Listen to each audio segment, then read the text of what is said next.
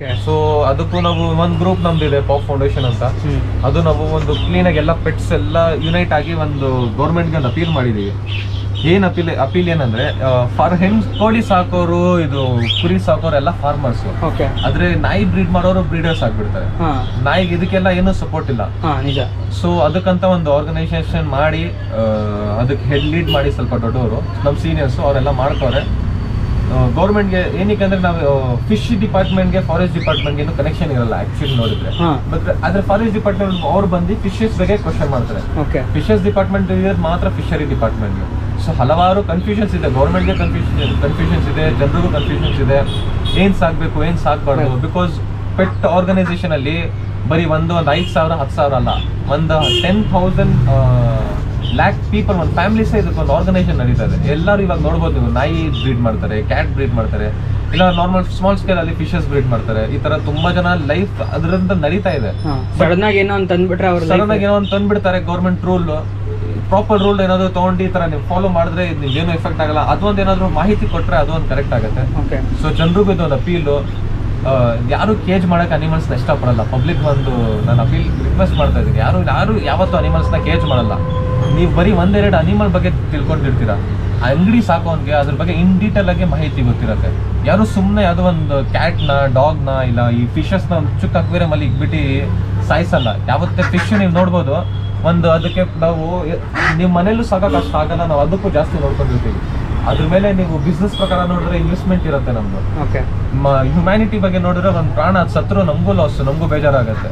So ಸುಮ್ಮನೆ ಯಾರೋ ಒಂದು ಬಂದು ಏನೋ ಒಂದು ಕಂಪ್ಲೇಂಟ್ ಯಾವುದೋ ಒಂದು ಅಂಗಡಿ ಬಗ್ಗೆ ಕೊಡೋದು ಚೆನ್ನಾಗಿಲ್ಲ. ನೀವು ಹೋಗಿ ನಿಮ್ಗೆ ಏನಾದರೂ ಇಶ್ಯೂ ಇದೆಯಾ, ಯಾವ್ದಾದ್ರು ಒಂದು ಕ್ಯಾಟ್ನ ಒಂದು ಕೇಜಲ್ಲಿ, ಒಂದು ಗಲೀಜ್ ಕೇಜಲ್ಲಿ ಸಾಕ್ತಿದ್ರಾ, ನೀವು ಒಂದ್ಸಲಿ ಅವ್ರಿಗೆ ಮಾತಾಡಿ, ಸರ್ ಈ ಥರ ಅಲ್ಲ ಆ ಥರ ಅಂತ. ಕರೆಕ್ಟ್ ಅವರು ಅದಕ್ಕೆ ಚೇಂಜ್ ಮಾಡೇ ಮಾಡ್ತಾರೆ. ನೀವು ಅವ್ರ ಬಗ್ಗೆ ಒಂದು ಕಂಪ್ಲೇಂಟ್ ಕೊಟ್ಬಿಟ್ಟು, ನಿಮ್ಗೆ ಏನೋ ಒಂದು ಕಂಪ್ಲೇಂಟ್ ಕೊಟ್ಬಿಡ್ತೀರಾ, ನೀವು ಒಳ್ಳೆಯವ್ರು ಆಗ್ಬಿಡ್ತೀರಾ ಸೊಸೈಟಿಯಲ್ಲಿ. ಆದರೆ ಅದರಲ್ಲಿ ಅವ್ರ ಫ್ಯಾಮಿಲಿ ನಡೀತಿರುತ್ತೆ. ಇದ್ರ ಬಗ್ಗೆ ಸ್ವಲ್ಪ ನೀವು ದಯವಿಟ್ಟು ಒಂದು ಮೆಸೇಜ್ ಥರ ಮಾಹಿತಿ ಕೊಡ್ತೀನಿ, ರಿಕ್ವೆಸ್ಟು ಇದೆ. ಸುಮ್ಮನೆ ಹೋಗಿ ನೀವು ಎಲ್ಲರ ಬಗ್ಗೆ ಕಂಪ್ಲೇಂಟ್ಸ್ ಕೊಟ್ಟು ಮಾಡೋದು ಬೇಡ. ಒಂದು ಫ್ರೆಂಡ್ಲಿ ಹ್ಯುಮ್ಯಾನಿಟಿ ನೇಚರ್ ಇಟ್ಕೊಂಡು ಅವ್ರಿಗೊಂದು ಇಶ್ಯೂ ಕೊಡಿ, ಸರ್ ಈ ಥರ ಗಲೀಜ್ ನೀರು ಇಕ್ಕಿದ್ರಲ್ಲ ಏನಕ್ಕೆ ಅಂತ. ಶಾರ್ಕ್ಗೆ ಗಲೀಜ್ ನೀರು ಇಕ್ಬೇಕಾಗಿರುತ್ತೆ, ಅದೊಂದು ಅದಕ್ಕೆ ನ್ಯಾಚುರಲ್ ಹ್ಯಾಬಿಟ್. ಬೇಕಾಗಿರುತ್ತೆ. ಜನರಿಗೆ ಗೊತ್ತಿರಲ್ಲ ನೀವು ಗಲೀಜ್ ನೀರಲ್ಲಿ ಮೀನ್ಸ್ ಏನಕ್ಕೆ ಸಾಕ್ತೀರಾ, ಇದೊಂದು ಇನ್ಕಂಪ್ಲೀಟ್ ನಾಲೆಜ್ ನಿಮಗೆ. ಅದ್ರ ಬಗ್ಗೆ ಫಸ್ಟ್ ಡೀಟೇಲ್ ಆಗಿ ತಿಳ್ಕೊಳ್ಳಿ. ಫಿಂಚರ್ಸ್ಗೆ ಒಂದು 2 feet ಕೇಜ್ ಕೊಟ್ಟರೆ ತುಂಬಾ ಜಾಸ್ತಿ ಆಗೋಯ್ತದು. ಅದಕ್ಕೆ ಅದು ಆರಾಮಾಗಿ ಲೈಫ್ ಪೂರ್ತಿ ಬ್ರೀಡ್ ಮಾಡ್ಕೊಂಡು ಆರಾಮಾಗಿರುತ್ತೆ. ಜನರಿಗೆ ಗೊತ್ತಿರಲ್ಲ ಕೇಜ್ ಮಾಡ್ತಾ ಇದೀವಿ ಅಂತೀವಿ. ಅದಕ್ಕೆ ಆ ಬರ್ಡ್ಸ್ನ ಒಂದೆರಡು ವಿಡಿಯೋಸ್ ಅಲ್ಲಿ ನೋಡಿದೀವಿ, ಸುಮ್ಮನೆ ಶೋ ಮಾಡಕ್ಕೆ ಇಂಡಿಪೆಂಡೆನ್ಸ್ ಡೇ ಅಲ್ಲಿ ಬರ್ಡ್ಸ್ ನ ಫ್ರೀ ಮಾಡೋರು ಯಾರು, ಅದೇನಕ್ಕೆ ಹೆಂಗ್ ಮಾಡ್ತೀರಾ ಆತರ. Correct bro, actually captive breed ಅಕಸ್ಮಾತ್ ಹೊರಗಡೆ ಬಿಟ್ರೆ ಅದು ಬದುಕದೇ ಇಲ್ಲ. ಈ ಫಿಶಸ್ ನೀವು ತಗೊಂಡೋಗಿ ಪಾಂಡ್ ಅಲ್ಲಿ, ರಿವರ್ ಅಲ್ಲಿ, ಈ ಸಂಗಿ ಟ್ಯಾಂಕ್ಸ್ ಅಲ್ಲಿ ಎಲ್ಲಾದ್ರೂ ಬಿಟ್ಬಿಟ್ರೆ ನೀವು ಬದುಕಂತ ಅಂತ ಅನ್ಕೊಂಡ್ಬಿಟ್ಟಿದ್ರ, ಚಾನ್ಸ್ ಇಲ್ಲ, ಬದುಕೇನಿಲ್ಲ, ಇಮಿಡಿಯೇಟ್ ಆಗಿ ಸತ್ತೋಗ್ಬಿಡೋದು. ಅಲ್ಲಿ ಪ್ರಿಡೇಟರ್ಸ್ ಇರ್ತಾರೆ, ಅದು ಸಾಯಿಸ್ ಬಿಟ್ಟಿರ್ತಾರೆ. ಹ್ಯುಮ್ಯಾನಿಟಿ ಸುಮ್ಮನೆ ಪಬ್ಲಿಸಿಟಿಯಲ್ಲಿ ತೋರ್ಸೋಕಂತ ಮಾಡ್ತೀರಾ, ನ್ಯಾಚುರಲ್ ಆಗಿ ಸಾಯೋದೇ. ಅದು ನಿಮ್ಮ ಮನೆಯಲ್ಲಿ ಸಾಕೋದು, ನೀವು ಮಕ್ಳು ಹೆಂಗ್ ಸಾಕ್ತೀರಾ, ರೋಡಲ್ಲಿ ಇರೋರ್ಗು ನಿಮ್ಗೂ ವ್ಯತ್ಯಾಸ ಇರಲ್ವಾ?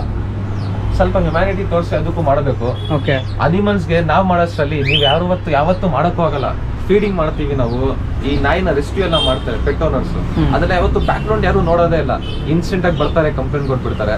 ಅದು ಹಾರ್ಸಸ್ನ ಅದು ಬೆಲ್ಟ್ ಹಾಕಿ ಸಾಕ್ತಾರೆ ಅಂತ, ಅದಕ್ಕೆ ಏನೇನೋ ವಿಡಿಯೋಸ್ ಬರುತ್ತೆ. ಇದೆಲ್ಲ ರಿಕ್ವೆಸ್ಟ್ ಮಾಡಿದ್ರೆ, ನನಗೆ ರಿಕ್ವೆಸ್ಟ್ ಮಾಡಿ, ನನ್ನ ಅಂಗಡಿಯಲ್ಲಿ ಏನೋ ತಪ್ಪು ಕಾಣಿಸ್ತಾ ಕಮೆಂಟ್ ಅಲ್ಲಿ ನೀವು ಕಮೆಂಟ್ ಮಾಡಿ, ಅದು ಇಮಿಡಿಯೇಟ್ ಆಗಿ ಇನ್ಸ್ಟೆಂಟ್ ಆಗಿ ನಿಮಗೆ ನಾನು ಚೇಂಜ್ ಮಾಡಿ ಅಪ್ಡೇಟ್ ಮಾಡ್ತೀನಿ. ಈ ತರ ನಾವು ನಾನು ಏನೇ ಹೇಳ್ತಾ ಇದೀನಿ ಅಂದ್ರೆ, ಯಾವತ್ತು ಯಾರಿಗೂ ಕಂಪ್ಲೇಂಟ್ ಮಾಡಬೇಡಿ, ಅದರಿಂದ ಅವ್ರ ಲೈಫ್ ನಡೀತಾ ಇರುತ್ತೆ. ನನಗೆ ಇದು ಒಂದು ತರ ಆಪ್ಷನಲ್ ಬಿಸ್ನೆಸ್, ಎಲ್ಲರಿಗೂ ಆಪ್ಷನಲ್ ಬಿಸ್ನೆಸ್ ಇರಲ್ಲ ಇದು, ಎಲ್ಲರಿಗೂ ಇದೇ ಮೇನ್. ಅದರಿಂದಾನೇ ಅವ್ರ ಮನೆ, ಫ್ಯಾಮಿಲಿ, ಅವ್ರ ಎಜುಕೇಶನ್ಸ್, ಮಕ್ಕಳು ಇದೆಲ್ಲ ನಡೀತಾ ಇರುತ್ತೆ. ಎಷ್ಟು ಏನೇನೋ ಪ್ರಾಬ್ಲಮ್ಸ್ ಇರುತ್ತೆ. ಸೊ ದಯವಿಟ್ಟು ಇದು ಬಂದು ಹೈಲೈಟ್ ಮಾಡಿ ಎಲ್ಲರೂ ಸ್ವಲ್ಪ ಇಟ್ಕೊಟ್ರೆ ತುಂಬಾ ಚೆನ್ನಾಗಿರುತ್ತೆ. ಇನ್ಕಂಪ್ಲೀಟ್ ನಾಲೆಡ್ಜ್ ಇಂದ ಸುಮ್ಮನೆ ಕಂಪ್ಲೇಂಟ್ ಮಾಡಿದ್ರೆ ವೇಸ್ಟ್ ಗೈಸ್, ತುಂಬಾನೇ ವೇಸ್ಟ್ ಗೈಸ್. ನಾನು ನಿಮ್ಗೆಲ್ಲ ಒಂದು ಅಪೀಲ್ ಮಾಡ್ತಾ ಇದ್ದೀನಿ, ಇನ್ಕಂಪ್ಲೀಟ್ ನಾಲೆಜ್ ಯಾವತ್ತೂ ಇರಬೇಡಿ. ಅವ್ರಿಗೇನಾದ್ರೂ ಪ್ರಾಬ್ಲಮ್ ಇದೆ ನನಗೆ ಕಾಂಟ್ಯಾಕ್ಟ್ ಮಾಡಿ, ನಾವಿಬ್ರು ಹೋಗಿ ಅವ್ರಿಗೆ ಎಕ್ಸ್ಪ್ಲೇನ್ ಮಾಡೋಣ. ಎಲ್ಲಾನು ನೋಡಿ, ಅನಿಮಲ್ಸ್ ಅಲ್ಲಿ 1,000 ಅನಿಮಲ್ಸ್ ಇದೆ. 1,000 ಅನಿಮಲ್ಸ್ ಬಗ್ಗೆ ಇನ್ ಡೀಟೇಲ್ ಆಗಿ ಎಲ್ಲರಿಗೂ ಗೊತ್ತಿರಲ್ಲ. ನನ್ಗೆ ಡಾಗ್ಸ್ ಬಗ್ಗೆ ಗೊತ್ತಿರಲ್ಲ, ಕ್ಯಾಟ್ಸ್ ಬಗ್ಗೆ ಗೊತ್ತಿರಲ್ಲ, ಕೋಳಿ ಬಗ್ಗೆ ನಿಮ್ಮ ಅಜ್ಜಿಗೆ ಗೊತ್ತಿರೋ ಅಷ್ಟೊಂದು ನಿಮಗೆ ಗೊತ್ತಿರಲ್ಲ. ನಾವೇನಾದ್ರೂ ಎಕ್ಸ್ಚೇಂಜ್ ಮಾಡ್ಕೊಳ್ಳೋಣ, ನಮ್ಮ ನಾಲೆಜ್ ಏನಿದೆ ಪರ್ಫೆಕ್ಟ್ ಆಗಿ ಒಂದು ನಾಲೆಜ್ ಮಾಡ್ಕೊಂಡು ಒಂದು ಕ್ಲೀನ್ ಆಗಿ, ಯಾರಿಗಾದ್ರೂ ಇನ್ಕಂಪ್ಲೀಟ್ ಮಾಹಿತಿ ಏನಾದ್ರು ಇದ್ದು ಸರಿಯಾಗಿ ಸಾಕ್ತಾ ಇಲ್ಲ ಅಂದ್ರೆ ನಾವು ಹೋಗಿ ಅವ್ರಿಗೆ ಗೈಡ್ ಮಾಡೋಣ. Okay okay. ಹಂಗೆ ಸೇಮ್ ಪ್ರಾಬ್ಲಮ್ ನನಗೂ ಕೂಡ ಆಗಿರೋದು. ಯಾರೋ ಒಬ್ರು ಬೇಕು ಅಂತ ರಿಪೋರ್ಟ್ ಮಾಡಿದ್ದಾರೆ. ನಾನೇನು ತಪ್ಪು ಮಾಡಿದ್ರೆ ನನಗೂ ಗೊತ್ತಿಲ್ಲ ಆ್ಯಕ್ಚುಲಿ, ಬಟ್ ನಾನು ಟ್ರೈ ಮಾಡ್ತೀನಿ ತಿಳ್ಕೊಳಕ್ಕೋಸ್ಕರ.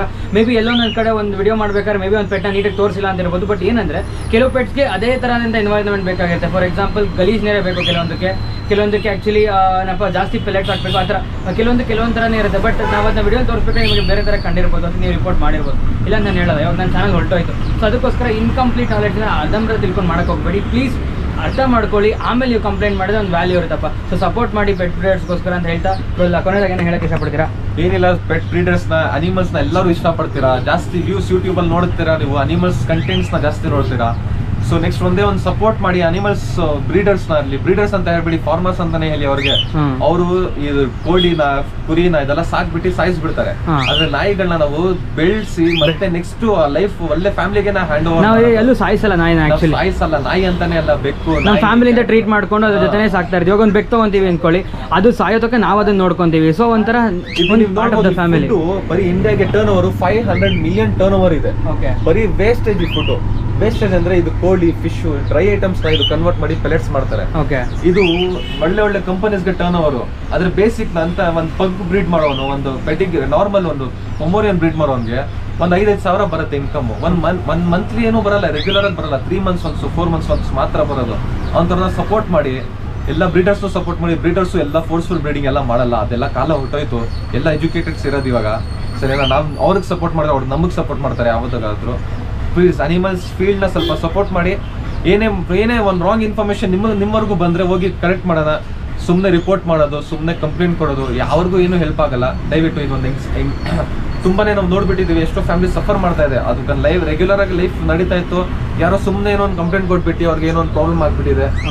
ಸೊ ಇದು ಒಂದು ರಿಕ್ವೆಸ್ಟ್ ಅಷ್ಟೇ.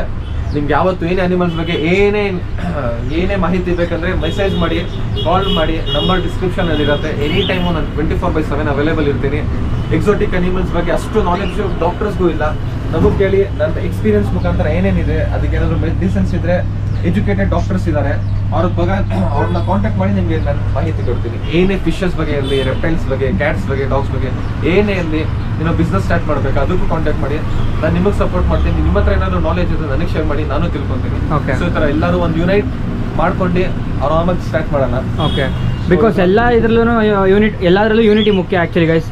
ಸೊ ಎಲ್ಲದರಲ್ಲೂ ಒಂದು ಗ್ರೂಪ್ ಇದೆ ಆ್ಯಕ್ಚುಲಿ, ಲೇಬರರ್ಸ್ ಗ್ರೂಪ್ ಇದೆ. ಆ ಥರ ಪೆಟ್ಸ್ಗೂ ಮತ್ತು ಪೆಟ್ ಬ್ರೀಡ್ ಸಾಕೋರ್ಗೂ ಒಂದು ಗ್ರೂಪ್ ಬೇಕು. ಸೊ ಅದಕ್ಕೋಸ್ಕರ ಇದು ಒಂದು ಕಾಲ್ ಅಂತ ಅಂದ್ಕೊಳ್ಳಿ, ಒಂದು ವೇಕಪ್ ಕಾಲ್ ಇವಾಗ ಆ್ಯಕ್ಚುಲಿ ಗೌರ್ಮೆಂಟ್ ಮಾಡ್ತಿರೋದಕ್ಕೋಸ್ಕರ. ಮುಂಚೆ ಇವಾಗ ಅಣ್ಣ ಹೇಳ್ದಂಗೆ ತುಂಬ ಜನ ಅದನ್ನೇ ಅವರ ಲೈವ್ಲಿಹುಡ್ ಆಗಿ ಮಾಡ್ಕೊಂಡಿದ್ದಾರೆ. ಸೊ ನೋಡಿ, ಸಪೋರ್ಟ್ ಮಾಡಿ ಅಂತ ಹೇಳ್ತಾ ಇದೇ ಇವತ್ತಿನ ವಿಡಿಯೋ ಆಗಿತ್ತು. ಸೊ ಏನೋ ಬೇಕಾದ್ರೆ ಅಣ್ಣನ ಕಾಂಟ್ಯಾಕ್ಟ್ ಮಾಡಿ. ನಂಬರ್ ಇವಾಗ ಸ್ಕ್ರೀನ್ ಮೇಲೆ ಡಿಸ್ಪ್ಲೇ ಆಗ್ತಿರುತ್ತೆ. So thank you bro. Thank you.